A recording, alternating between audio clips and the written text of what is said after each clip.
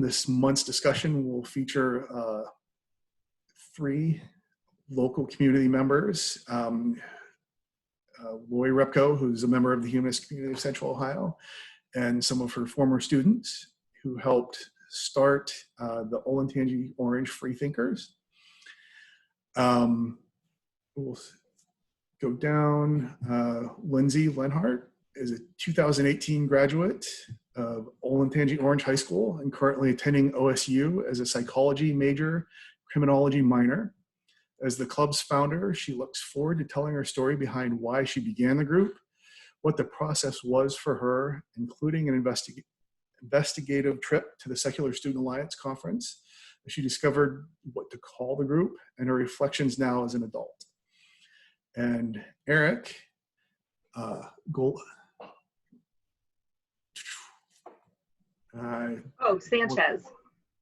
Sanchez Yeah. is a 2020 graduate of Olentangy Orange High School. Will be attending the Illinois Institute of Technology in the fall, majoring in computer science and philosophy. He was this year's club leader and most notably stayed true to Lindsay's founding mission, as well as balancing welcoming kids of other faiths and infusing philosophers' musings into the club's discussion. He also instituted t-shirts being made and designed a bulletin board to help promote the club to the rest of the school. All right, so now that I gotta stop sharing, hold on.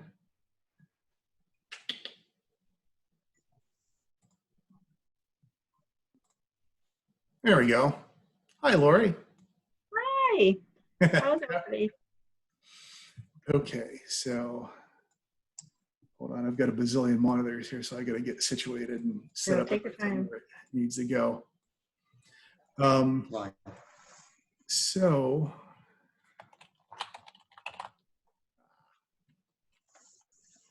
why don't we start with Lindsay, and Laurie, jump in wherever you want, about like starting the club. What made you want to start the club? You know, where did the impetus come for starting a high school secular organization come from? Yeah, are you able to see me and everything? See you great. We can hear you too. Great, thank you. So originally I wanted to start the club because I felt so alone in my thinking. I think that, you know, not believing in a God and everything is such a minority kind of thing. And a lot of people in our community don't understand it, and don't necessarily want to always understand it. So I wanted to start a club where people could feel comfortable talking about their thoughts, and just in a safe environment where we could reflect, ponder, and not feel so alone. So yeah, that's just my reason for wanting to start it, just the community aspect. So I remember, Lindsay, you wrote an essay when you were a sophomore, and I can't remember what the essay was about. It was like 100 years ago, you know. Yeah. But I remember you talked about not having a religion or not having a faith in a God. And I put a little Post-it note on your paper and I said, I'm an atheist too. And then I said something like, let's talk or stop in or whatever it was. But I think that's what got the conversation going. And then it took like 2 years for us to finally, you know, start the club. You came in and that was it. Yeah, I remember that. It was just so heartwarming and everything, because at that point I hadn't really had anybody, and you know, I decided to go ahead and just take a chance and write that paper. And I still have that note. It's in my nightstand. Oh, awesome. Yep, with the little owl sticker and everything. And I remember that was the first time I ever felt a sense of belonging and like just community, you know, like someone outside of me. And I wanted to be able to share that. Well, here's something I've never asked you before. Yeah. How did you feel writing that paper? Like, did you, like, that was I mean, I'm making an assumption here, but it feels like it felt like a risk.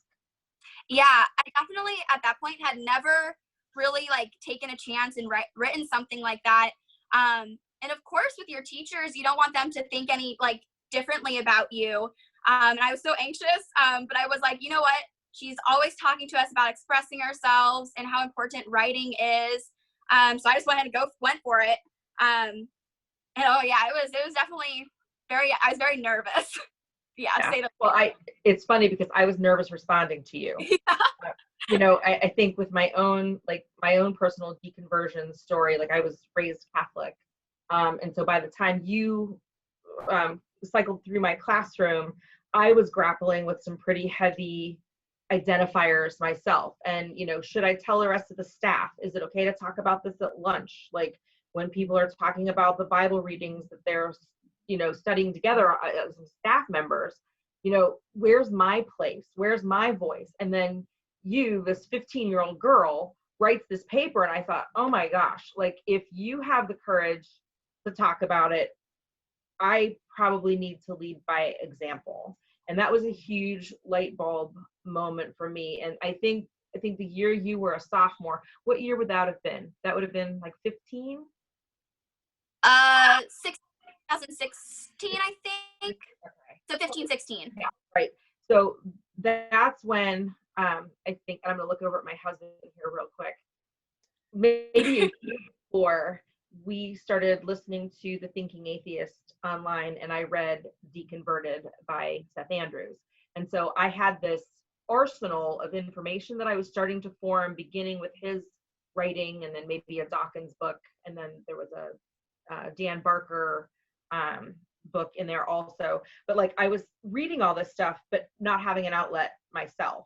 And I thought, well, I mean, how does this look as a high school student? And then we didn't really end up doing anything until your senior year. Do you remember anything about? Because I remember, were we in film class? Well, I was in your sophomore English, and then the film class the following year. I think it took us a little while just to kind of gather our thoughts and think about, because it was such a big decision, you know, like putting this in front of a community and putting it in front of our school, and we didn't take that lightly. You know, I think that you and I wanted to take a lot of time to deliberate and make sure that when we put this out there, we were getting the right message out. So we went to the SSA conferences, and we went to 2 of those, and we gathered so much information about how to start this and how to portray the right message and not come off in any way that we don't want to be perceived, you know? Right. Yeah, I remember there were 2 boys who I won't name in our film class. Yes. I think we were watching a film, and the conversation in the classroom lent itself toward atheism. And I think you and I looked at each other and went, okay, there's our people. Okay, so then we asked them to stay after or come up with lunch, and then you said, hey, what about we form a community? What about if we have each other to lean on? Can we bring this conversation out of the classroom? And I totally forgot about that. But then one of those kids actually became our next year's leader. So that was really good. That was awesome. Can I ask a question of the 2 of you? Yeah. Yeah, so one thing that's always been interesting to me, and I know that I've talked with Laurie about, you know, her role as a teacher and the line that she has to walk between being supportive and somewhat of an organizer, but ultimately letting like the organizing be very much student led. And I was just wondering what that balance has felt like on both sides. So on the student side and on the teacher side, where, you know, I guess for Lindsay and Erick, my question would be, how did you have to grow into a role where you began organizing things, and what did you look to Laurie for? And then on Laurie's side, how was it watching them have to adjust to things that you felt like, oh, I wish I could just jump in and do that or play a bigger role in that, and kind of like walking the balance between like the rules that the school environment imposes on you guys to create a group where people are able to discuss things that are, you know, oddly enough of a religious nature, but ultimately about non-religion. Well, if you don't mind me going first. Go First, for let it. me, sure. First, let me thank you guys for, accepting me. Truthfully, you guys have saved me from a very boring summer. And so to answer your question, for me, at least, it was a passion, trying to learn about these questions. And I keep on hearing, religious people saying that they had the answer. And I was quite frankly unconvinced. And so I really wanted to, get down to the truth. So I really wanted to, create this environment. We can essentially pursue the truth together, without discrimination, without the disingenuous arguments. Yeah, it was a big interest for me. And I've never been in a either. So it was also beneficial for me to grow as a person as well. I'll go next. When starting the club, to answer your question, it was kind of hard, like finding that balance, because I felt so close to Repco with everything. Like I felt like we were partners in crime and we were doing this together, and we definitely were. But when we were in the club, it was, I had to take the lead and I had to make the decisions. And when when we were standing in front of the crowd, it's like it was all like the pressure was all on me, and she couldn't really say much. So it was kind of hard, like taking on that responsibility. But it was a good opportunity to grow and, become like a leader of the group. But yeah, it definitely was hard at first.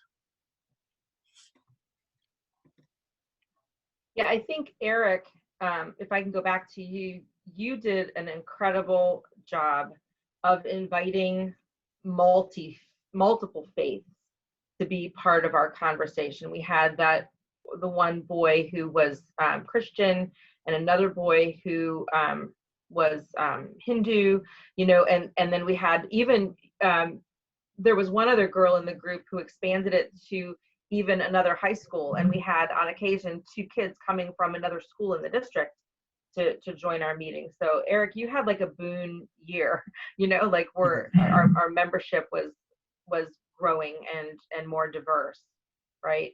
Yeah, so that was cool. Definitely. And especially in this age of, echo chambers, civil discourse is needed. It's fine to be confident in your views, but it's also very important to doubt those views and also consider other different perspectives as well. Yeah, definitely. Right. I'm really curious about that. Sorry, Laurie. I don't mean to put too much of a crimp in that, but I want to hit on that real quick, Eric, because I think you're really touching on something that people of all ages are feeling right now. Is this idea of either desiring an echo chamber or desiring to get out of an echo chamber, one of the two. I think some people like take refuge in that, and they're like, yes, I finally have my echo chamber. No one can, cause me to doubt my faith or my political views or whatever the case might be. And then other people are like, man, am I in an echo chamber? I need to get out of this. I'm just curious, and I have like a list of your events and stuff pulled up, but what are some of the strategies that you found helpful for yourself and for the group to create an environment where you all were able to sort of investigate your own opinions and allow for critique in a way that was beneficial and not threatening? Sure. So, in my year, what we tried to do is, I think this was the first time that we implemented rules. I think in order to prohibit going off of we try to say, oh, listen, you and me and this other fellow named Griffin, we were leaders, and we tried to essentially steer the conversation.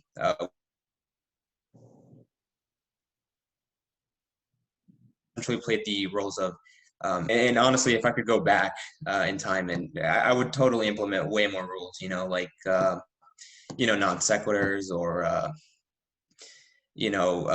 dichotomy, a false dichotomy,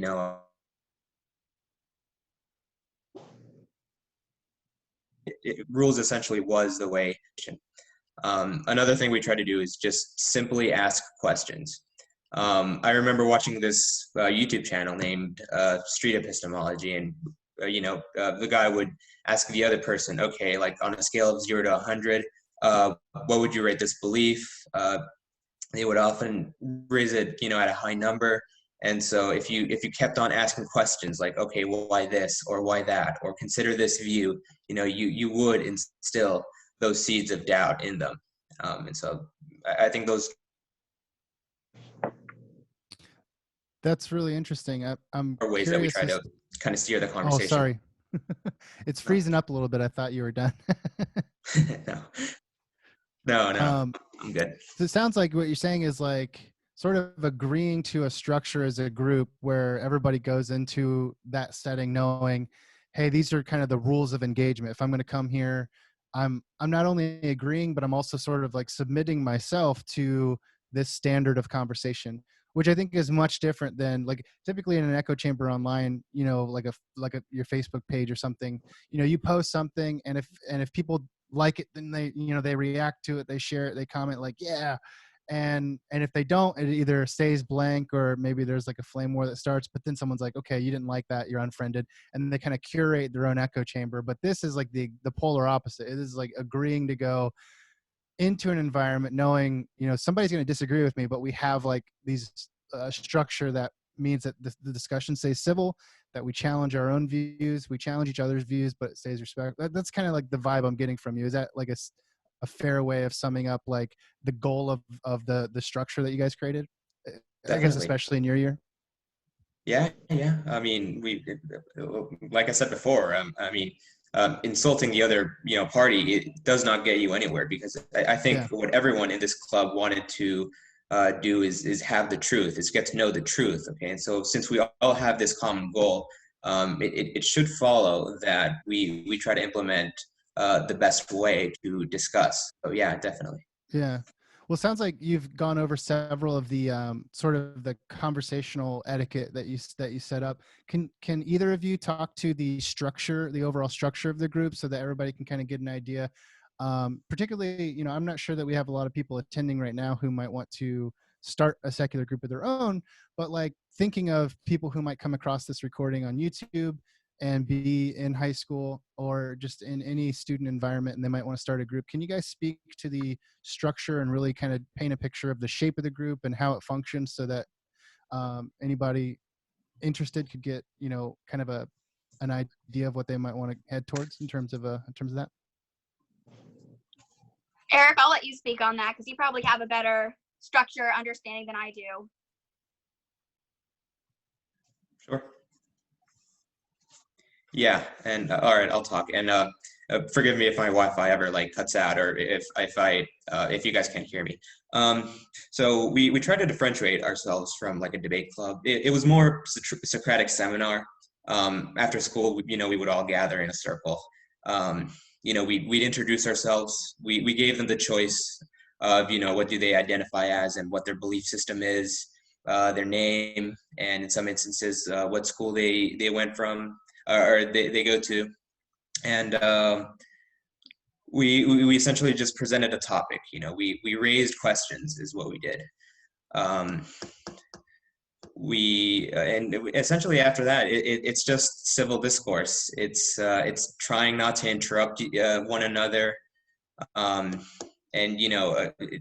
not trying to be afraid to ask the other person or the other party or really anyone a question.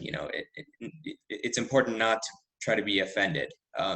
Oftentimes people will be offended, and that's okay, honestly. But if you ask me, I think not talking about a topic just because you're going to be offended is quite frankly, I think, a bit patronizing, and it serves no place in a building of education. Civil discourse is the place. It is the foundation of a school. It's challenging your beliefs. But in terms of structure, let's see. There were only two people who were leaders. It was me and this other fellow named Griffin. like I said before, we essentially just try to ask questions, and we try to think bigger picture. Yeah. Every meeting. Everyone else, they can either just tag along or, sorry, Oh, no, I didn't hear you, Mr. Rocco.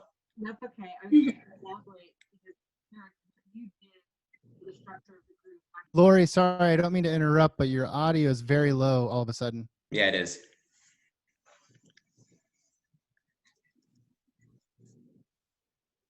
Can you guys hear me now? Is that normal? Yeah, it's Is much that better. better?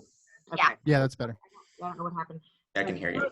Eric did a really fantastic job of nailing down structure.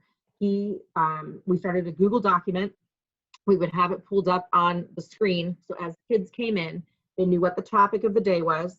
They knew what order we were going to do introductions. We always started with him, and we had a little gong. It was like a Zen chime that the group prior used.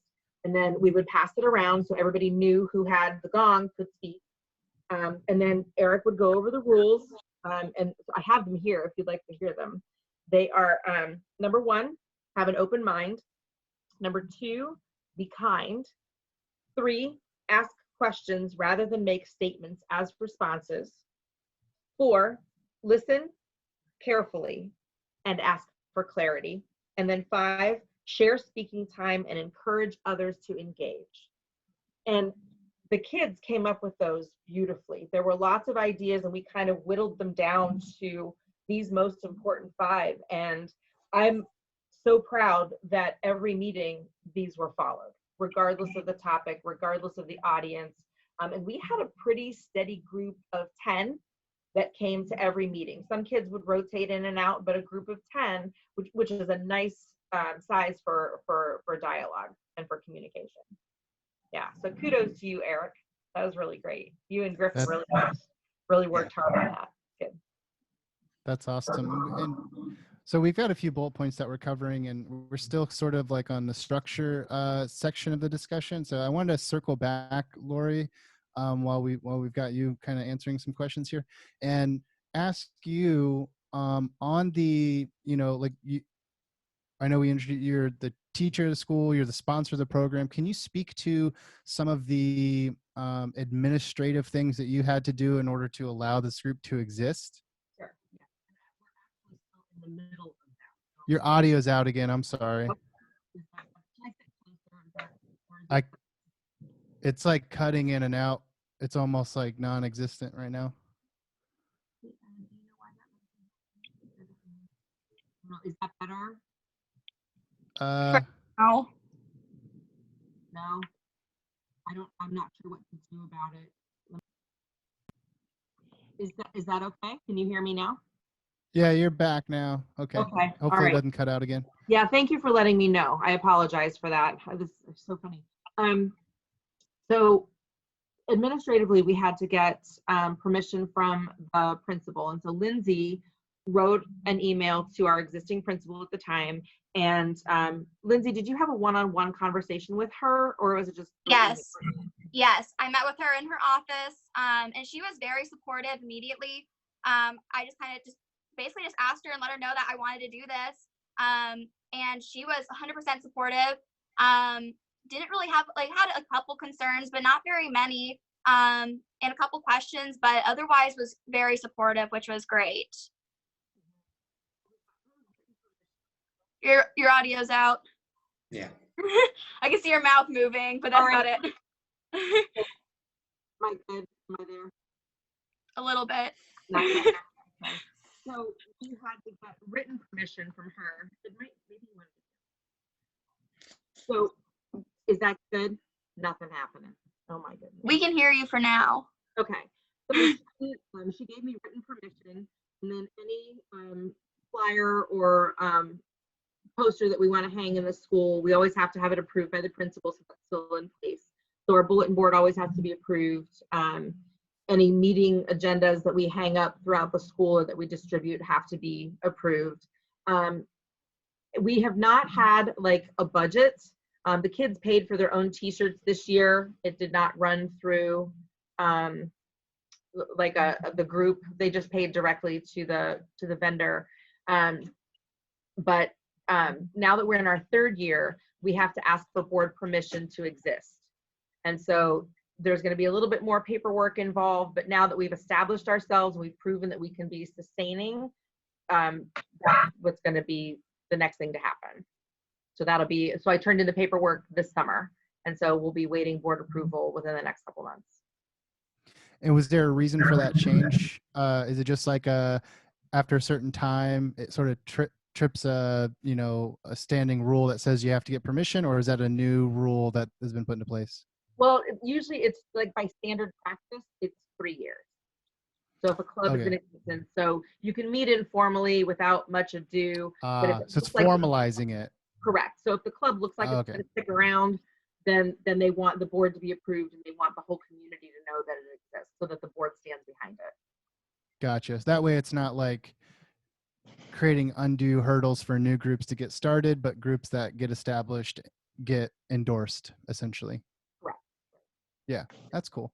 Have you found there to be any challenges or hurdles to the group's existence on the administrative side, or no, it's been pretty easy? Not the least. Every administrator has been behind us. And on the sort of like cultural side of things, has there been any difficulty having the group in terms of pushback by students or teachers or anything like that, or has it been easy and open as well? There was one incident, and that was Lindsay's year. We had a group come in whose main purpose and intention was to be derogatory and bring some negativity to the group. But it was over and done within 10 minutes. They didn't gain a whole lot of traction, but it was the first time we ever had anybody consciously dissenting or, showing kind of disapproval. Yeah. Wouldn't you say, Lindsay? I don't think it was. Yeah, I would agree. I definitely know, like, it was hard getting off of the ground because I had my own, like, concerns and, like, insecurities and everything. And I remember, like, when it first became a thing, like, we put up signs and we had announcements going. I remember being in class and hearing, like, small, like, snickering kind of stuff about it. It wasn't ever anything ever, like, confrontational. But it made me feel a little awkward. And my confidence was definitely very shaken by it. And then when we had I think it was probably our first, like, broadcasted open club meeting, and the students came in, and yeah, they came in kind of confrontational, asking us questions that were like, yeah, I'm trying to think of the way to describe it, but yeah, and asking us questions about, like, why, like, we, like, believe in that kind of stuff, and not in a, like, genuine, like, wanting to know way. And that was definitely hard. I definitely tried to maintain my composure as much as possible, but it was definitely, I was, like, standing there freaking out. And it was a little bit scary. So yeah. Eric, have you had any instances of, I guess either antagonism or just like misunderstanding or cultural pushback from students or teachers about the concept of the group, like the goal of the group? I've actually been quite lucky in that regard, I think. From teachers, no, nothing.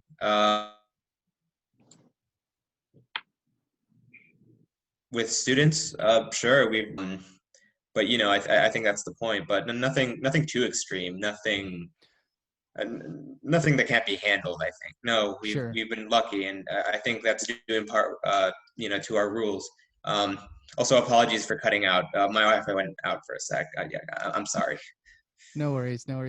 Well, it sounds like, from what I'm hearing from you, Eric, especially, is that the kind of the ground rules of discussion have really opened, or like kind of preemptively de-escalated any potential flare-ups by saying, like, you disagree. Well, we have a structure for working through disagreements or getting to the bottom of what we really believe, and explaining that to each other. And that sounds like a very wise and effective way to bring up things that are potentially, hot topics.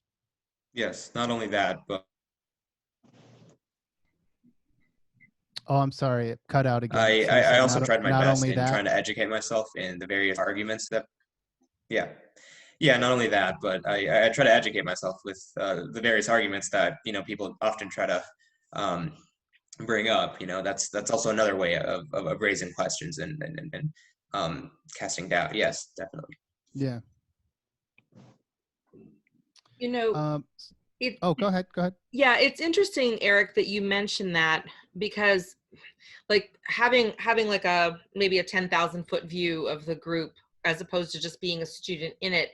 Like I watched Lindsay struggle. Her greatest struggle was who's going to be in it? How are we going to conduct ourselves? What are we going to call ourselves? And we can talk about that later too, because that was a point of contention for a while. Like within the group, we didn't know how to refer. And then the next group that came through, the group leader was really well versed in philosophy and wanted to steer the group in that way. And it was a little hard for some high schoolers to kind of keep up with, because he wanted to have those conversations. But I think, Eric, you were privy to those conversations and you watched some of that repartee. And then by the time you came around, you had the same knowledge, you had a way of bringing other people in. And so when you wanted to talk about Kant or Nietzsche, you would say, well, he believes this and his premises are this, and therefore, and then you would teach as well as discuss. So I think as a group, we're all learning how to learn. And so the younger kids are now carrying on some of those practices and structures that will help groups in the future. So thank you again, both of you. It's been really wonderful to watch this whole thing blossom. Yeah, definitely. These students weren't exactly fluent with philosophy, and philosophy, it's this dense subject, and it's something that I knew a lot of. So simplifying it for them, presenting it syllogistically, it definitely can help in presenting these new views to anyone else. Yeah. So one thing that I'm curious about is, when you think of, Lindsay, when you started, the goal was to have some community that was open-minded and willing to question and kind of not set in their ways. It sounds like the group's evolved a little bit where that is no longer like a thing that's trying to be established. That culture, so to speak, in the group is established. And Eric, you were able to carry that on by establishing these discussion rules and kind of bringing some more structure. When the two of you, and Laurie as well, when you guys think about this group moving forward, what would you say what would be your goal? Like, what would you go, oh man, that's this group succeeding years from now? Is it fundamentally changed? Does it grow into something? What's kind of your vision?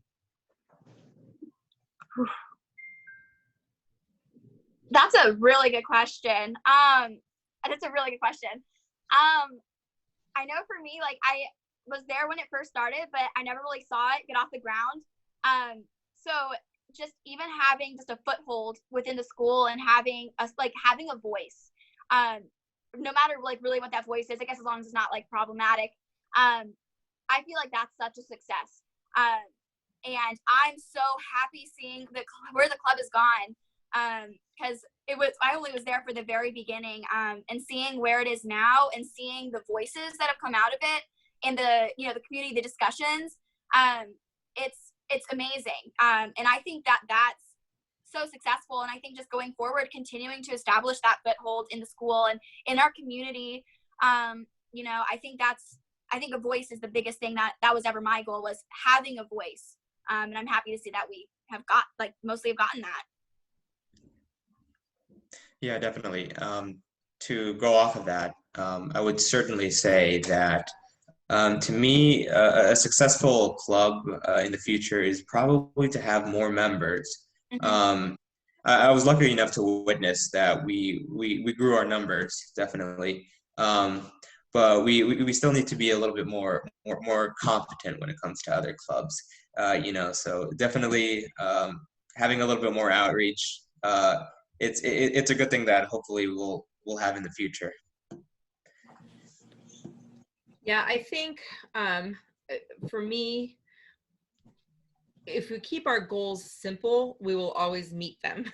So I Yeah. like, you know, getting more people, because we know kids are out there. We know kids have these views and sometimes don't have an outlet. And so just by being present, I think that is such a gift to the school community. One thing that our district has started doing is really focusing on diversity. We have this incredible diversity team in our central office. And a few years ago, I think, Lindsay, when you spoke at the One Community Conference, I think that was the first year, correct? Yeah. And so Yep. it's called the One Community Conference, and everyone in Olentangy, whoever is a stakeholder, may come. And they have a religious panel that was slated to discuss, and one of our science teachers is also a Russian Orthodox priest. And so he was running the panel, and I got in touch with him and I said, hey, I have this girl who's an atheist. Can we join? And he said, oh my gosh, it's not often that you find a kid who identifies openly. Yes, we'd love to have her. And so Lindsay put her brave face on again and went and represented the kids who normally are voiceless and answered questions right along with the Jewish kids and the Catholic kids. And we had a Muslim, we had a pretty diverse group that year. And so we went the next year, and we went this past year. And Eric, you had a great time. You were phenomenal. Yeah, I had a great time there. I just the religious panel is just a little bit more diverse. It was pretty self-contained, and it was a great conversation. Honestly, we had this interesting conversation about religion in schools. Yes, definitely more of that. Just keep the conversation going. In my opinion, is something that I hope to foresee in the future. There are students out there who don't identify, who do identify as non-religious, and it's a minority, but we're a very big minority. So yeah, definitely, I agree wholeheartedly. Mm-hmm. I know when I first did the panel discussion at the one community conference thing, it was so weird, like being able to like be welcomed and have my views like broadcasted, and people were asking questions, and it was great. I think the girls that were next to me on the panel, there was like a Catholic girl and like a Mormon girl, and I'm sure they were a little bit put off by like, what's she doing here? But overall, they were so welcoming of all of my ideas. They were so friendly, and it was amazing to just, have those conversations. And for the most part, I mean, people came in with their own beliefs, but overall, they were very respectful, and didn't try to like impose or overly question, like, why do you believe this? And it was great. It was great. I'm glad to see that it still continued, like that, Eric, that you had a chance to do that, and that we still are able to do that. Yeah, definitely. Oh, Nathan, I see that Polly has a question. Do you want to dip into that for a second? Because that would really help. So like, Polly, you're asking about the student clubs for Bible study or for religious clubs. We're really not allowed to have religious clubs at school. And so because this is a secular club, it's a little bit different, but we do have FCA, which is the Fellowship of Christian Athletes, and they meet after school, just like we do. And we also have a group of students who, on Wednesday mornings, they do prayer at the flagpole. And so a lot of times that group does move in to the auditorium, and they have pancakes and popcorn and very fragrant, attractive foods for the children in the morning. But they do dissolve their meetings before school starts at 7:10. They have to be done with their meeting. So yes, those groups are present. They are vibrant, and they are very well attended, and conversations at lunch usually do center around, particularly on Wednesdays, what was discussed at that morning meeting. So there is a balance here. So one thing that I feel like I might I've heard conversation about it, and I'm just curious to get your answer on it, Laurie. I think I might know the answer, but would you say that so clearly there's rules about what you can and can't do in terms of religion in a school setting, but obviously there's clearly also specific religions using their own meetings for proselytization and teaching. I don't necessarily want to say indoctrination. I know some people might think that, Sure. but do you feel like as a non-religious group, you have to be even more careful than the groups that are specifically religious about not trying to influence people on religion? Does that make sense? Yes, it does. I don't know. I've never gotten that sense out of what we do, because we do meet after school, and it's to me it's kind of like when you're the minority, you are the one discriminated against, and so I think as a non-believer minority, it would be more difficult for the opposite argument to happen. Am I making sense there? Like, I don't feel it we're, I don't know, maybe I'm losing.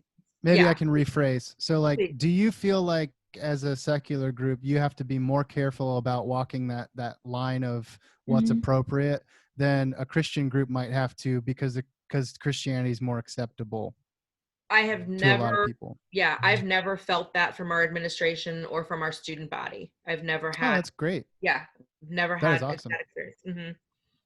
I know when I Yeah. started the club, that was something I was so conscious of.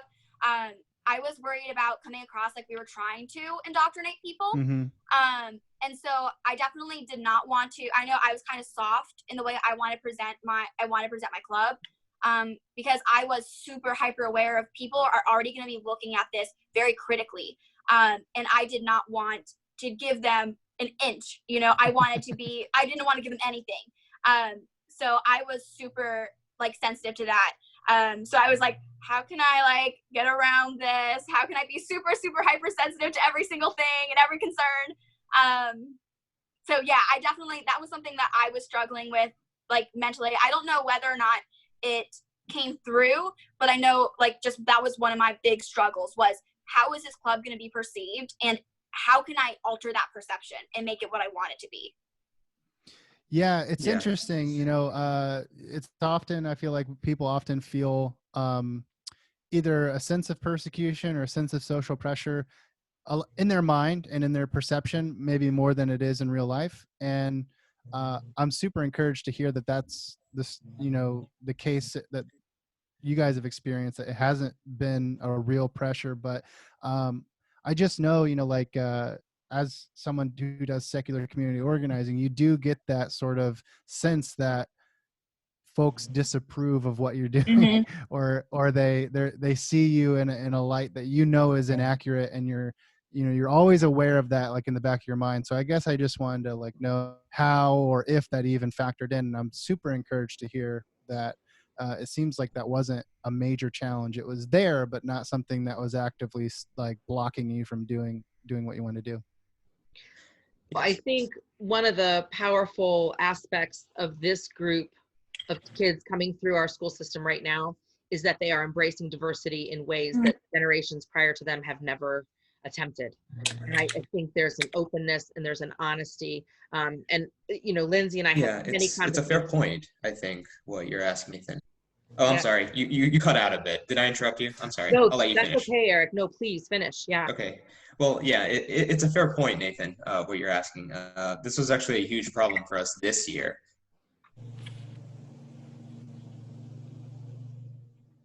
Because we struggled with the label of being secular, and the repercussions and the weight that comes with identifying as secular. I mean, many people conflate it with atheism. It's not the same. And so we try to take careful steps in assuring them that we're not indoctrinating them. It's really more of a platform. In fact, before this whole pandemic thing happened, we were constructing this billboard to kind of highlight like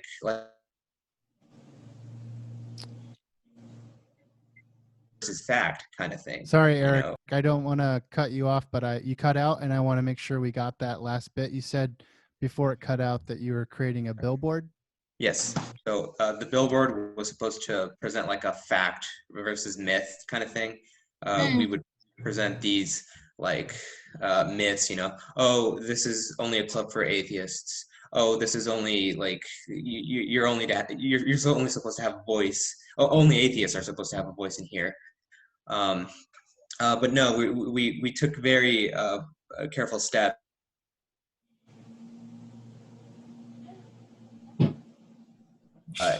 Is happening here.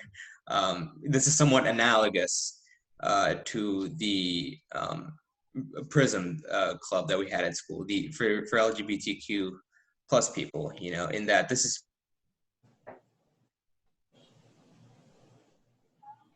a community to have in mind. This is just our audience that we're trying to reach out. Question from the audience. How often does the group meet? Weekly, monthly? Once a month. Actually, no. I take that back. It was twice a month. And the kids had a really, a really great calendar. Carl, do you have that by any chance? Yeah, we have it here. Okay. Yeah, I would love for everybody to see, because our secretary, Lauren, came up with this great meeting schedule. And she couldn't be with us today. She's kind of sad about it. So I would love to show her work. Carl, do you want me to share my screen? Yeah, if you got it up, go ahead. Yeah.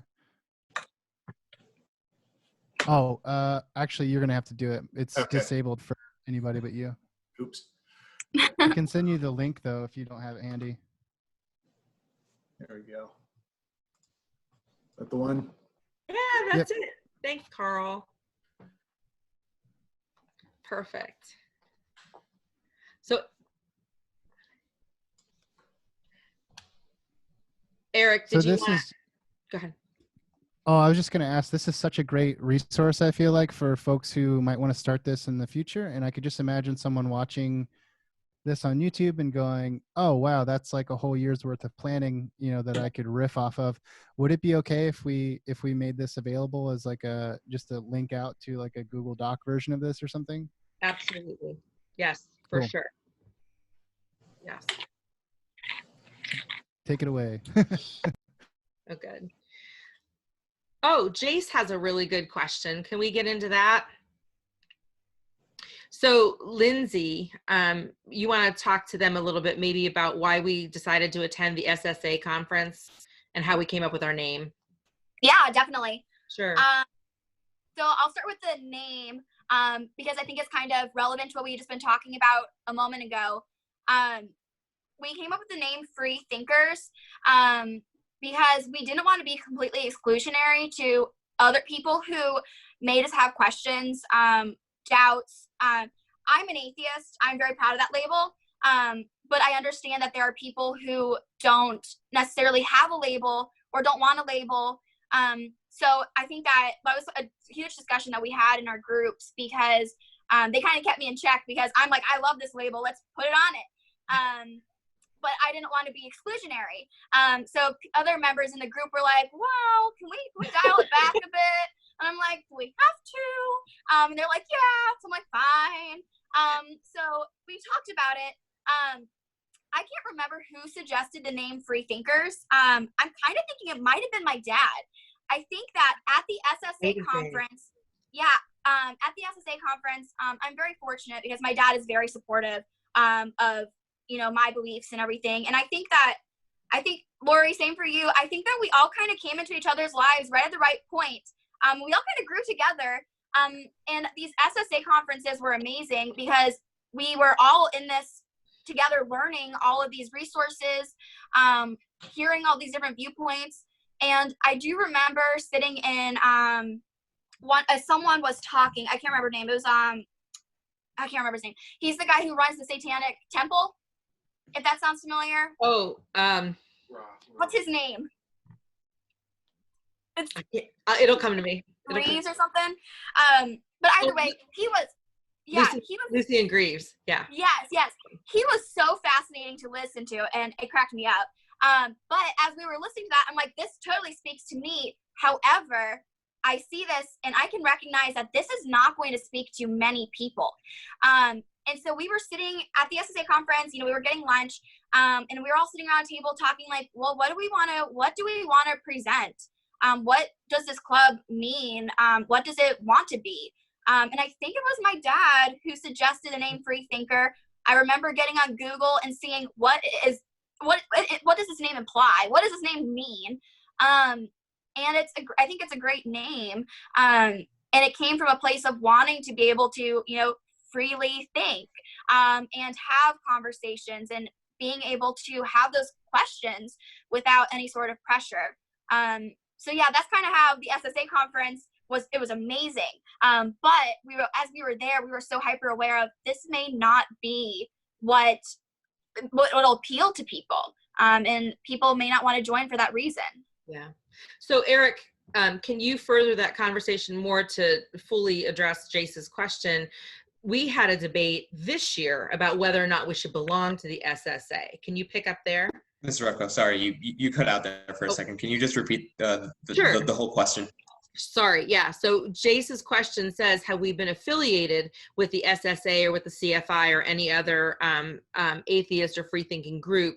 Can you talk to the point where we had the debate, and we debated for about a month whether or not to join the SSA. Can you kind of help viewers understand that? Yeah. So co-leader brought up a very interesting point. Certain political views that not everyone was on board with. So there was this confusion that maybe people might associate us with the baby killers or something of that sort. So we try to really have a conversation and see if people are okay with us endorsing these views, or if we should clarify that we only hold a secular part of this view. Yeah, we finally arrived that we should at least identify ourselves as secular, as opposed from in the past as just a place to talk.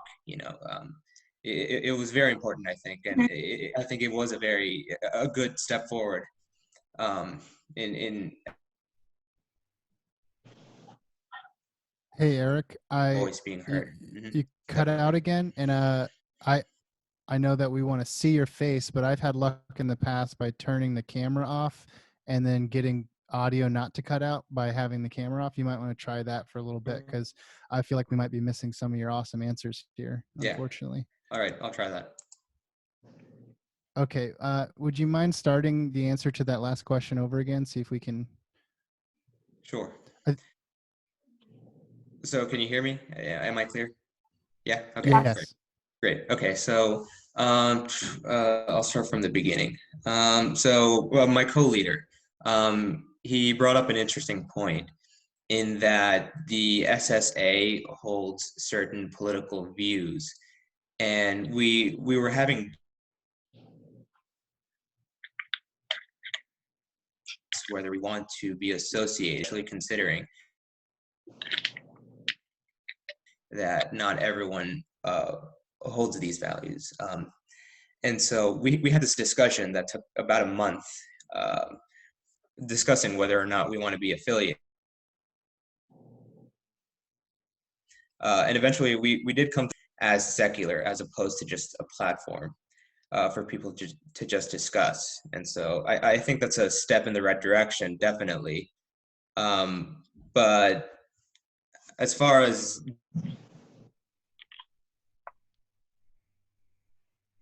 SA, I have no say in it. It's for them to decide. Yeah, I pretty much, I don't really hold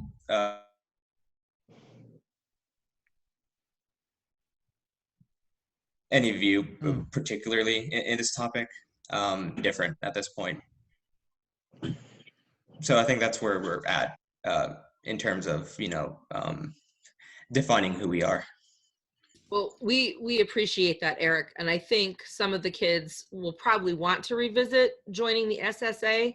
And we will certainly allow that because I think the beauty of the group is that it does morph into, because our goals are so simple, whatever that group of kids needs. Like Lindsay was very, she was sold on being called atheist and then dropped down to free thinker. You guys debated whether or not to join the SSA and decided not to. So I think the process of researching and questioning and really coming together as a group is what the group is about.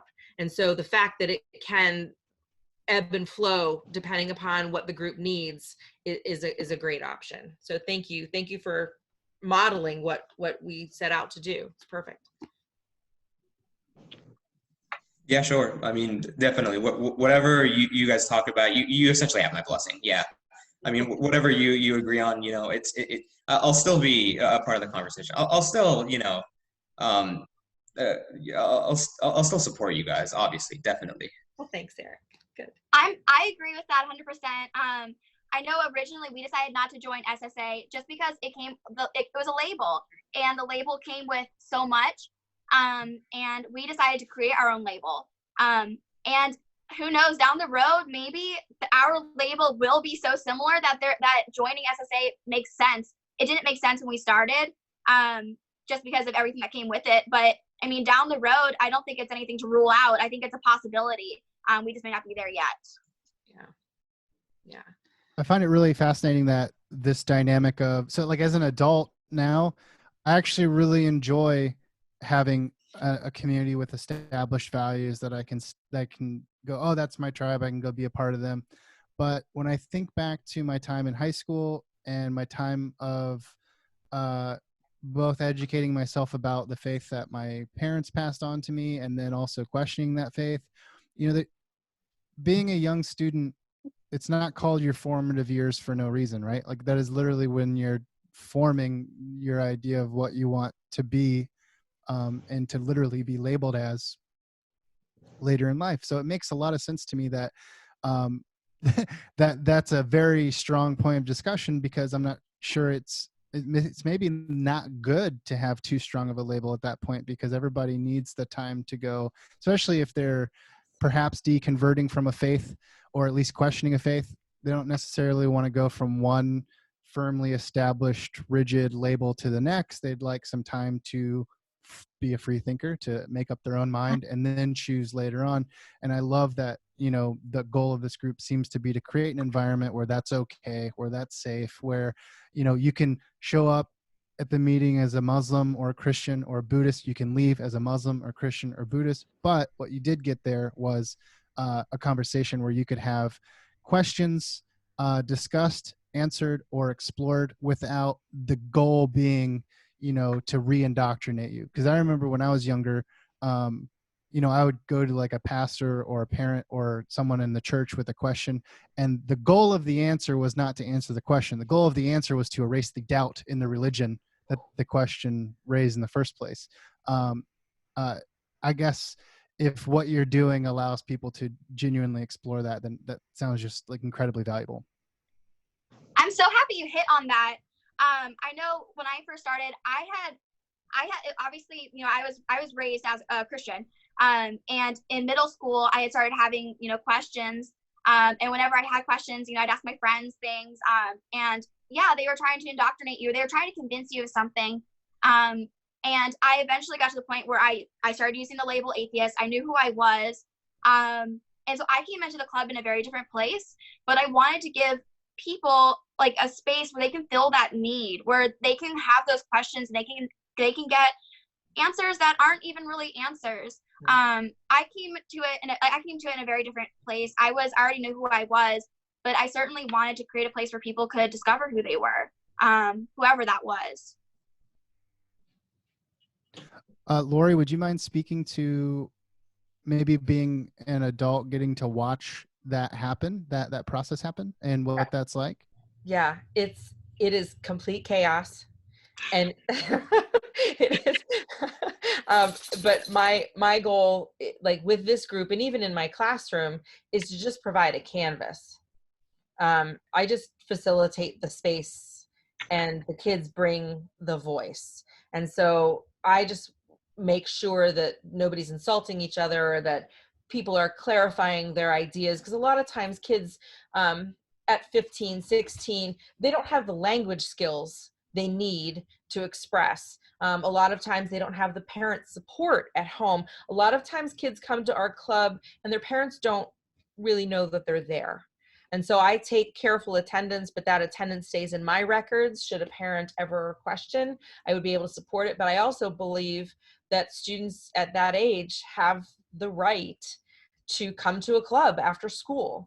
And if the parent chooses to not support that, that's their parenting thing. But as a place of education, I think, Eric, you said it best. This is what we do. We're here to educate, and I don't have all the answers. So it takes these kids' voices to guide us into asking the right questions and going down paths that maybe we hadn't thought of going down before.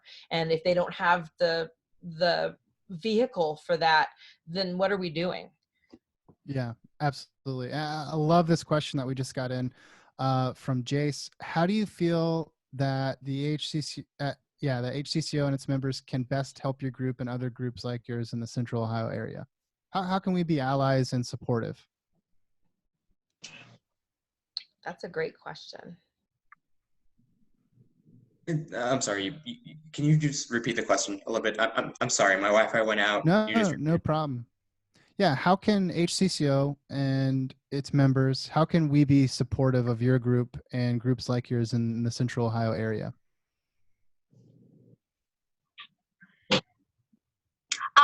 I'll go ahead and just speak. I don't have a whole bunch, but first of all, this is such a great place. You're providing us a platform to talk.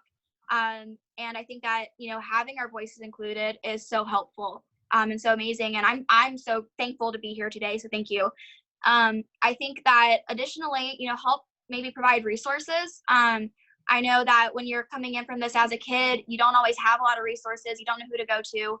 That's partially why we went to SSA, because it was so much information, so many resources, and it was amazing. But unfortunately, they moved to California, so we can't have those meetings there anymore. So unfortunately, I got the 2 years out of it. But I think that going forward, being a place where people, we can get resources. So, this kind of platform, or just, any sort of, way of communicating that information. I think that those are two essential things. And I think that's what specific resources would be most helpful, do you think? Ooh, that's a great question.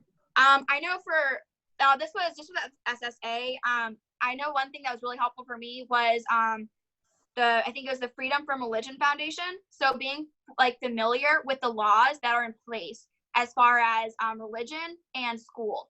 So I guess being kind of familiarized with what your rights are, and helping get those resources to us, or just any other sort of resources for kids, to know where they can go. Your guys is when you guys have your meetings and stuff, I think having resources like that, that just, communicate community kind of things, and information just about what rights you have, and what answers do we have, or what answers do we not have? Yeah, that's kind of what I think would be good resources. Mm-hmm. And to go off of that, speaking of resources, I'm sure, maybe letting us scholarships are available. Sorry, that cut out again. In the club, we have to have it. Can we go back to the lending part? Yeah. Sorry. Sorry. No, it cut out for me as well. So I'm sorry. Do you just want me to repeat what I just said, or? Yes, please. Okay. So whenever it cuts out for me, I'll stop talking. Okay, because I think that's my way of knowing that it cuts out. So I think scholarships are definitely not off of the table. Definitely the essay, writing essays for scholarships wouldn't be too bad. If there are any, for example. And speaking, maybe sources could be, we have the, information. We present articles to essentially help us defend ourselves. Yeah, I think that would be greatly helpful. Yeah, it's not much. That's kind of like my idea. So I just But want to yeah. recap to make sure we did get all that. So scholarships, articles, and like educational resources that teach like how to defend your ideals and how to understand yourself both well, I'm assuming legally and sort of philosophically. And then was there anything else that you had mentioned, Eric, that I didn't catch there? Nope, that's all. Okay. So I'm wondering, I'm sure, I'm not sure. I know that we all in a group that is firmly secular, we see the value in what you're doing, and we want to be supportive in as many ways as we can. But again, we also don't want to make anyone feel like they're pressured to adopt a label they don't want to. That said, do you think by and large it would be helpful if we reached out more to the group to make it known that, hey, if you want a place even outside of school that you can be a part of a community, we're here? Would that be helpful, or would that feel a little too pressury? I'd love to know where that line might be. Yes, absolutely. If not SSA, then certainly this group. I mean, I'm totally for it. And sharing advice and sharing ideas between organizations is definitely very helpful. So yeah, I definitely do think good idea. I agree with that. I think that, even just having this kind of discussion, I think it makes it feel more real. And it makes your voice feel heard, and it makes it feel like this club exists and it matters. So I think even just, just reaching out to us, inviting us to, whatever, and, just letting us know that you're here. It's really cool. And I was shocked when Laurie texted me. She's like, hey, you want to be part of this? And it was just like, this is a real thing. It matters. And yeah, I think that it's amazing. I think that especially when you're in high school, it's just kind of like, you don't really feel like you're all that important. So hearing being invited to this kind of thing, or, being reached out to, it's like, whoa, what I do has an effect on the world. And I think that's spectacular. That's awesome. I know that we're happy to do that. So I'm sure we can find more ways to make that happen. So thanks for clearing that up and sharing this. That's great. Laurie, did you have anything you wanted to riff on that? I think two things, just to get really personal.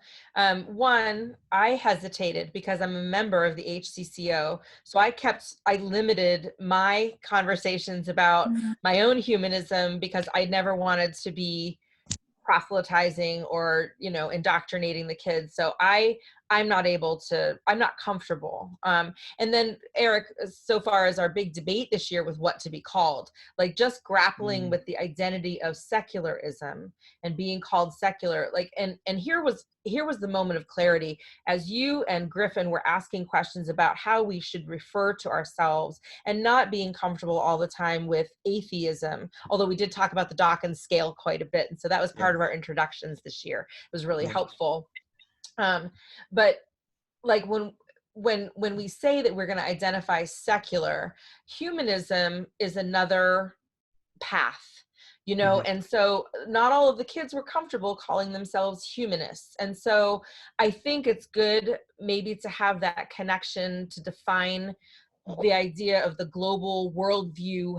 What are your options in calling yourself? I think just having that conversation might be a good calendar item for us for next year.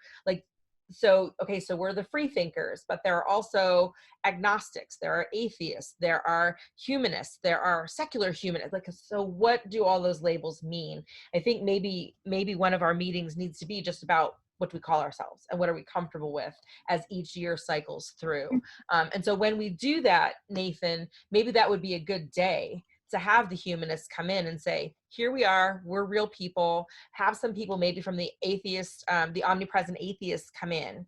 Some of our local groups here that can speak to, here's what that definition means, and here's why we call ourselves what we call ourselves. That might be helpful. Yeah, It would. Yeah. that sounds excellent. Yeah.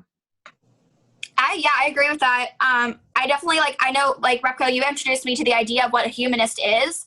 I still say I'm atheist because it's just a typical, it's your normal go-to term. People normally know what it means.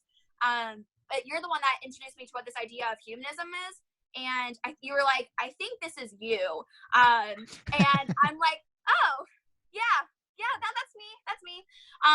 And it was nice. So I still identify as that. Nobody really knows what that means. So I have to explain it to people. But I think that, giving, because I think atheism has such a bold word to use, and introducing them to this idea of humanism and, being secular, having, still being community-based and people-oriented.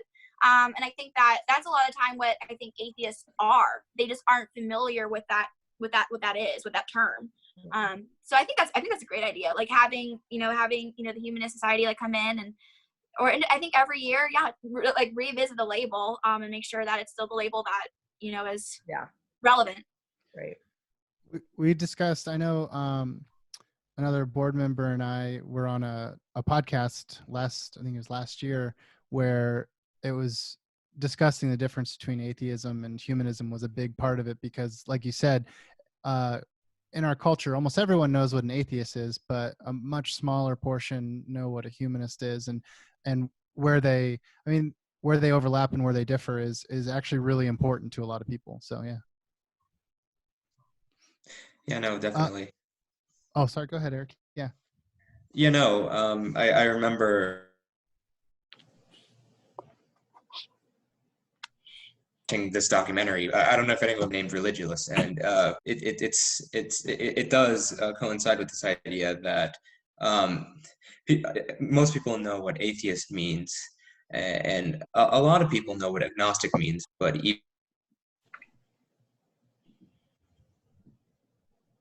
people know what a humanist is. And yeah, I agree. We have a branding problem.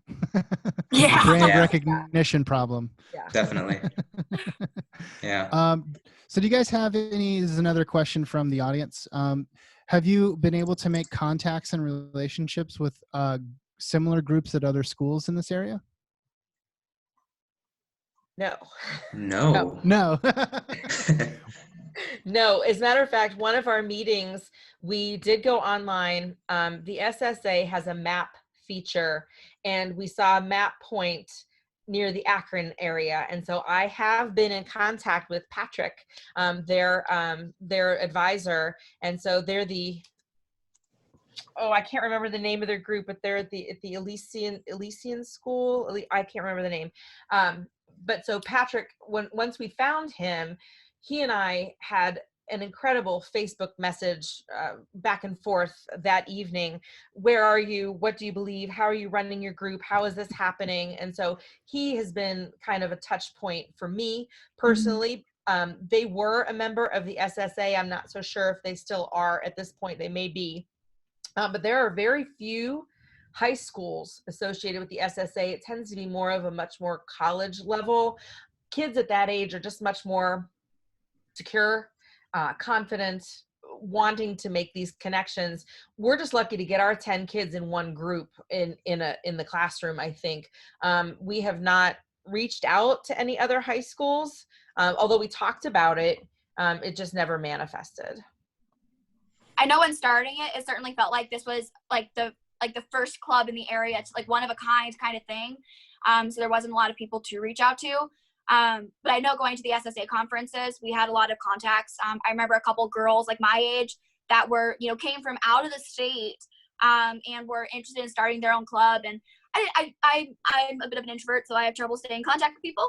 But we talked, and they were like, I just started a club this year, or last year, or whatever. And we were just kind of talking about what are your ideas? And so that was about it, as far as, my contact with outside clubs. Yeah, I've had a pretty similar experience. We've talked in the past about trying to reach out to other schools, and a member has been doing a pretty from other schools, but that's pretty much as far as we went. I'm kind of like Lindsay. I know all these terms.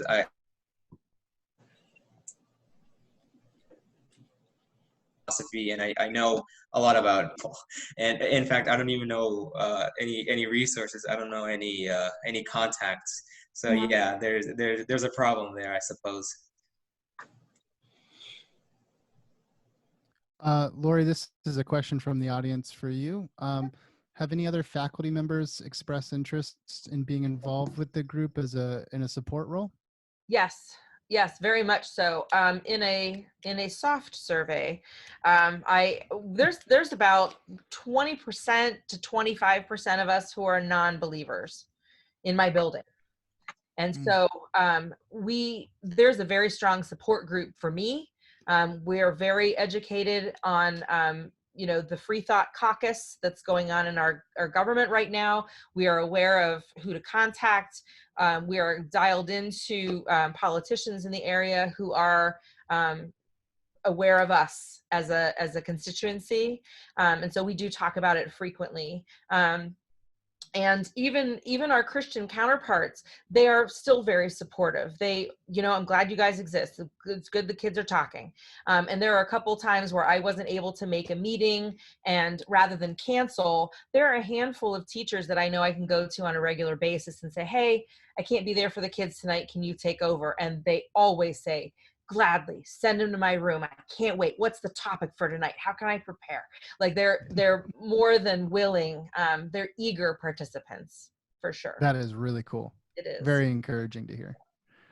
Do we have any other questions from the audience? Please feel free to drop them in. If not, I think we'll try to ask a few more official facilitator questions that kind of round it out. But I want to make sure everyone from the audience gets a chance to drop a question in.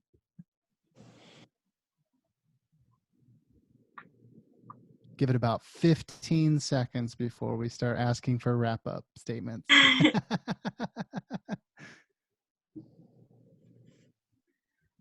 Okay, so feel free to keep typing questions if you have them, but I am going to ask a few final questions here, and we'll sneak in one or two questions if they come in at the very end. So looking back on your experiences and the lessons that you learned creating this group, is there anything you would do differently, either to make the group better from the beginning, to make the process smoother, or just make it more successful from the get-go?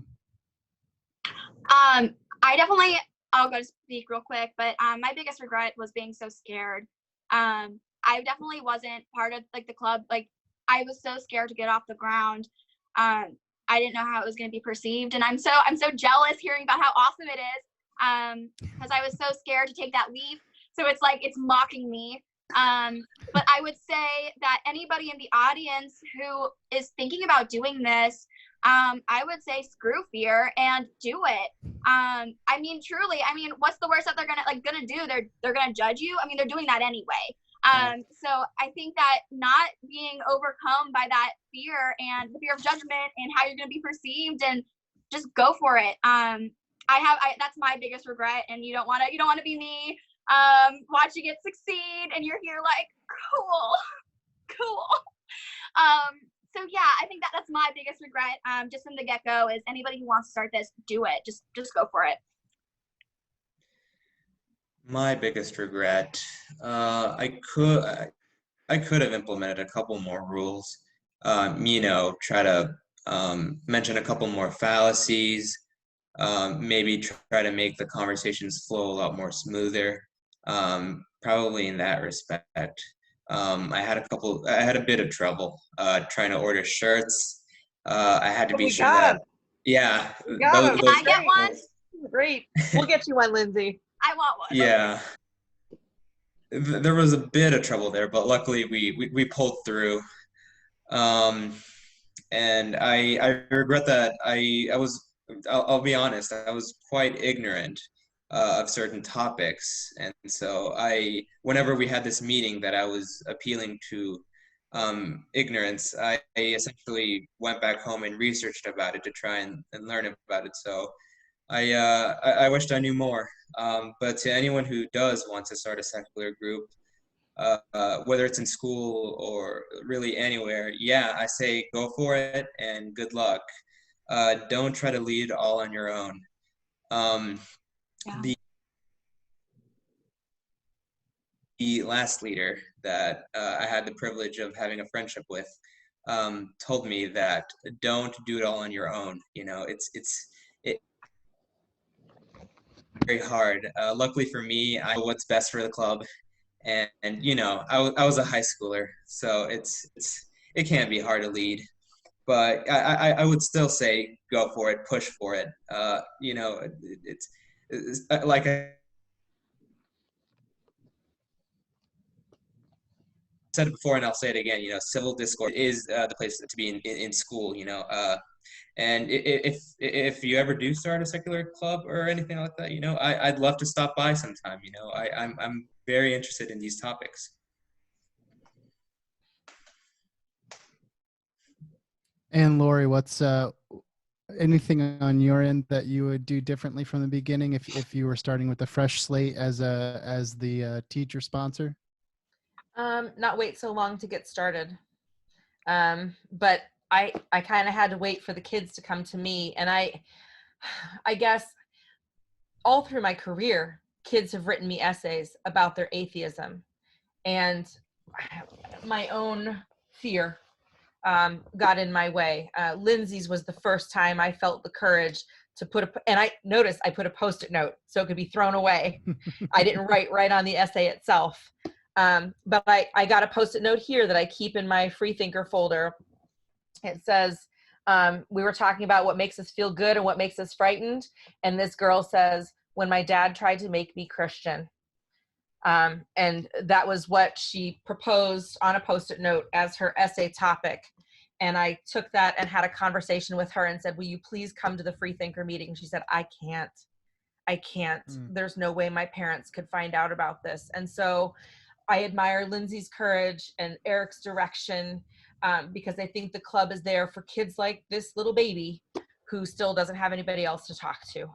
And so for me, I would have just done this sooner.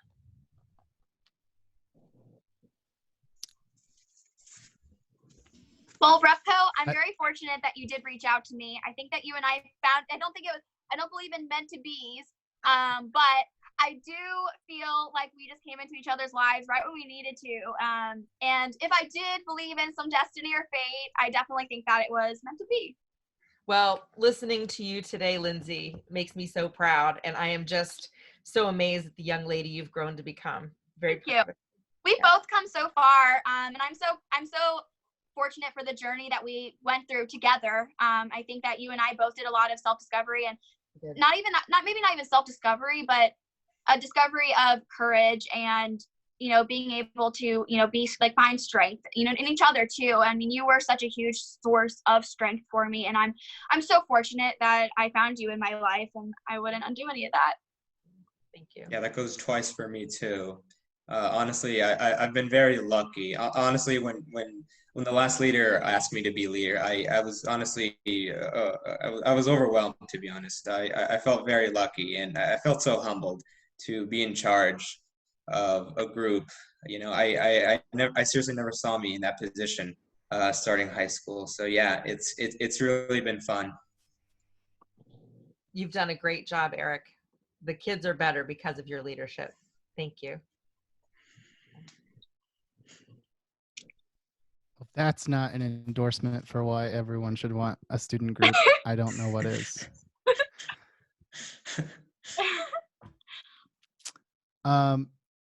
Carl, I'm sure you've got some closing announcements or something to go over before we wrap it up. I just want to say, as a fellow panelist, as a facilitator, thank you, Laurie. Thank you, Erick. Thank you, Lindsay, for coming on. This has been such a great discussion, such a great talk. I loved hearing your stories. I loved learning about your journeys. And I hope that if anybody sees this and they're where you guys were a few years ago, that they hear the story, hear your impact that you made, both for yourselves and for your fellow classmates and community, and they decide to take that step too. thank you guys both very much for having us on. I was so touched, and of course, especially during all this craziness, it was something to look forward to. So thank you very much for like taking your time, you know, and having us on here. I'm very touched. Yeah, likewise. It's such a shame that we couldn't meet in person, but we managed to make do, and I still appreciate talking to you guys. Very much our pleasure. Thank you all. Appreciate it. Thank you. All right. One announcement from our friendly local neighborhood secular Quaker, Bob, reminds us that the Secular Student Alliance conference this year is completely online. You could probably just Google that, but it's secularstudents.org/conference/2020 conference. So we're going to wrap up here. I will share my screen so you can see where the after party is. That's it. Let's see. Yes. So I'll leave that up for a few minutes, and then it should be set up so that you can go to that Zoom meeting and join before me. And otherwise, thank you for joining us, everybody. Thank you to the panelists for coming and having this awesome discussion. Thanks to Nathan for doing a good job of shepherding it along. And so thanks for joining us, and I'll see you all in a few minutes. Thank Hey, you. everybody. Thank you.